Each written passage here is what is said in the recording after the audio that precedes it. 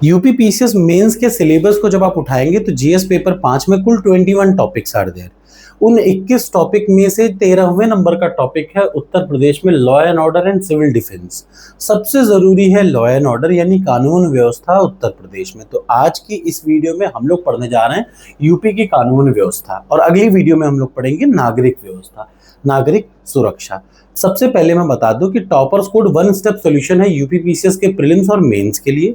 आपको कहीं नहीं भागना, ना किसी कोचिंग में जाना है। सारी वीडियो ये फ्री में मैं पढ़ा रहा हूँ। सारी पीडीएफ टेस्ट सीरीज के साथ अटैच्ड है। प्रीलिम्स की टेस्ट सीरीज 250 और मेंस की 2500 रुपए में। Everything is included in that. आपको कहीं नहीं भागना, ही मेरा खुद का एक्सपीरियंस है, बहुत सोच समझ के बनाया है। भारत की पहली AI based instant evaluation mains का, वो भी आपको अभी करना चाहिए। तो चलिए शुरू करते हैं। अगले 2 से 3 साल में जब कभी आप इस वीडियो को देखें तो याद रखें 21 टॉपिक है, हर टॉपिक पे 2-2 पेज आपके पास लिखा हो काम का, तो आप एग्जाम में कभी फेल नहीं होंगे मेंस में। तो चलिए शुरुआत करते हैं उत्तर प्रदेश में कानून व्यवस्था।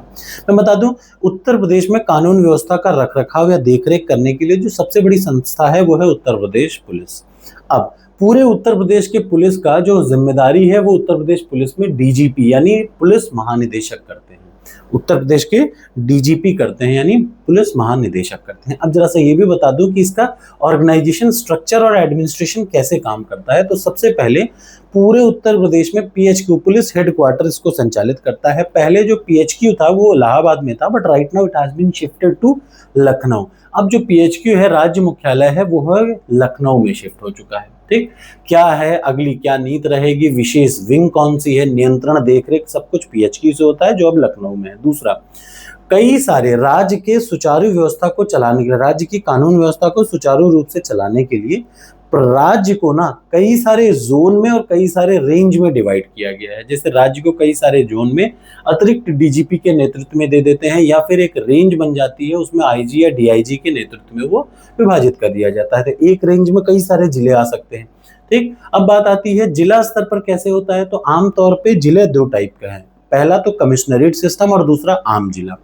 जो नॉर्मल जिला है उसकी देखरेख के लिए एसएसपी या एसपी, जिले का मुखिया कौन है, एसएसपी, उनके नीचे एसपी होते हैं, और अन्य सारे कहीं पे एएसपी, डीएसपी ऐसे सारे लोग रहते हैं। तो पुलिस के वरिष्ठ पुलिस अधीक्षक एसएसपी, उनके नीचे एसपी, जिनकी सहायता अन्य एसएसपी करते हैं, जो ग्रामीण, शहर और अपराध यातायात पुलिसिंग के लिए जिम्मेदार रहते हैं।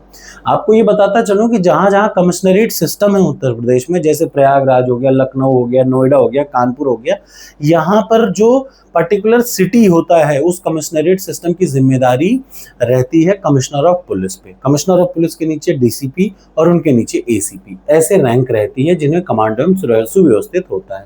ये बताता चलूं कि कमिश्नर ऑफ पुलिस आईपीएस होता है, डेप्यूटी कमिश्नर ऑफ पुलिस भी आईपीएस होता है।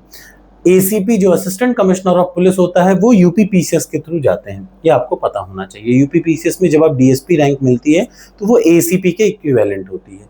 अब जमीनी स्तर पर बात करें तो हर मूल इकाई जो पुलिस की है वो है थाना। थाने का जो नेतृत्व होता है वो इंस्पेक्टर या एसएचओ करता है, हाउस ऑफिसर करता है। ठीक, स्टेशन हाउस ऑफिसर। तो ये है उत्तर प्रदेश का कुछ संरचनात्मक व्यवस्था। ठीक, अब आ जाती है उत्तर प्रदेश की प्रमुख एजेंसियां और विशेष विंग।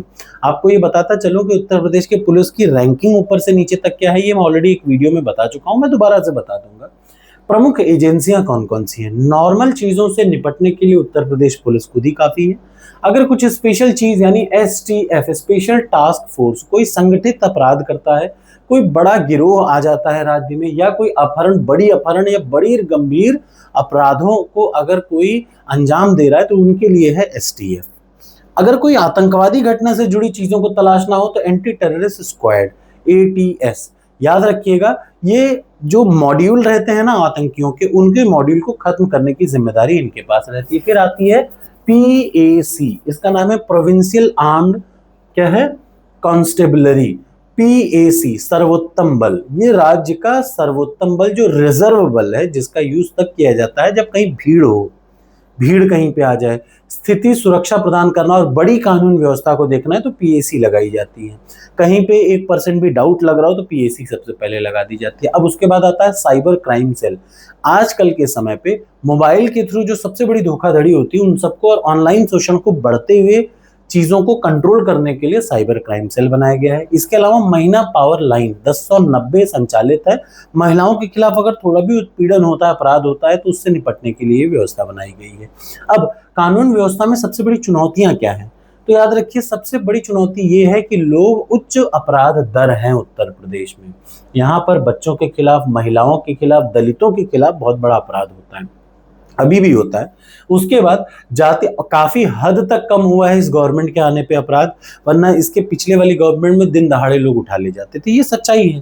ठीक, जाति और सांप्रदायिक तनाव सबसे बड़ी चीज ये है, याद रखिए, जो सांप्रदायिक तनाव और जातिगत तनाव है उसकी वजह से दंगे होते थे। वो दंगे जो हो रहे होते हैं उनको कंट्रोल करना सबसे बड़ी चुनौती होती है। प्लस संगठित अपराध, भूमाफिया सबसे ज्यादा अपराध जो करते हैं, जो फॉर्च्यूनर ले लेकर के भूमाफिया चलते हैं। ठीक, संसाधनों की कमी, पुलिस के पास अभी भी पुराने किस्म की राइफलें हैं, वो बहुत यूज में नहीं है। उनको टेक्नोलॉजी के अनुसार नई राइफलें देना चाहिए, उनको नई टेक्नोलॉजी से पूरा अवगत कराना चाहिए हर पुलिस वाले को कि नई एआई टेक्निक क्या है, आर्टिफिशियल इंटेलिजेंस के थ्रू कैसे उसको टैकल किया जा सकता है, ये सब चीजें जरूर बतानी चाहिए। तो ये रहा कुल सब कुछ बात किसके about the law and order in Uttar Pradesh और इसका संगठन ढांचा, प्रमुख एजेंसियां, विशेष विंग और इसकी चुनौतियां। आशा है आपको वीडियो अच्छी लगी होगी। अच्छी लगे तो लाइक करें। आपको क्वेश्चन में आज इतना ही लिखना है। यूपी पीसीएस मेंस की टेस्ट सीरीज उठाइए, देखिए मैं दिखा देता हूँ कितनी अच्छी टेस्ट सीरीज है, ये भी आपको पता रहना चाहिए। यूपी पीसीएस मेंस की ये टेस्ट सीरीज है, आपके सामने जो खुलेगी, ये टॉपर्स कोड है। सिंपल टॉपर्स कोड पे जब आप जाएंगे तो आपको प्रीलिम्स और मेंस की टेस्ट सीरीज मिलेगी। मेंस की टेस्ट सीरीज पे आप जाएं और मेंस की टेस्ट सीरीज पे जाने के बाद सबसे पहला काम आपको ये करना है कि जो आपने अभी पढ़ा, जैसे उत्तर प्रदेश के संघ पुलिस का, उत्तर प्रदेश पुलिस कानून व्यवस्था पर चर्चा करें। तो देखिए आंसर इवैल्यूएटर पर जाइए, कई सारे ऑप्शन है, डेली करंट, यूपी पीसीएस। अब आंसर इवैल्यूएटर पे जाइए, लिखिए उत्तर प्रदेश की कानून व्यवस्था पर चर्चा करें। ये कौन सा है, ये देख लीजिए, जीएस पेपर 5 सेलेक्ट कर लीजिए। यहाँ से यहाँ पे प्रश्न 8 नंबर का लिखिए, चाहे 12 नंबर का, 12 नंबर वाले पे टिक कर लीजिए। प्रश्न लिख लीजिए, उत्तर प्रदेश की कानून व्यवस्था पर चर्चा करें। एक पन्ना लीजिए, उसको पूरा प्रश्न लिखिए और यहाँ से अपलोड करके इंस्टेंटली अपने मार्क्स को देख लें। ये डेली करिए। देखिए प्रीलिम्स तो बस आपको पास करा देगा, मेंस आपको टॉप कराएगा। प्रीलिम्स के मार्क्स नहीं जुड़ते, मेंस के सब कुछ जुड़ते हैं, मेंस ही सब कुछ है। इसलिए डेली मेंस की तैयारी करना शुरू करिए। थैंक यू सो मच, मिलते हैं।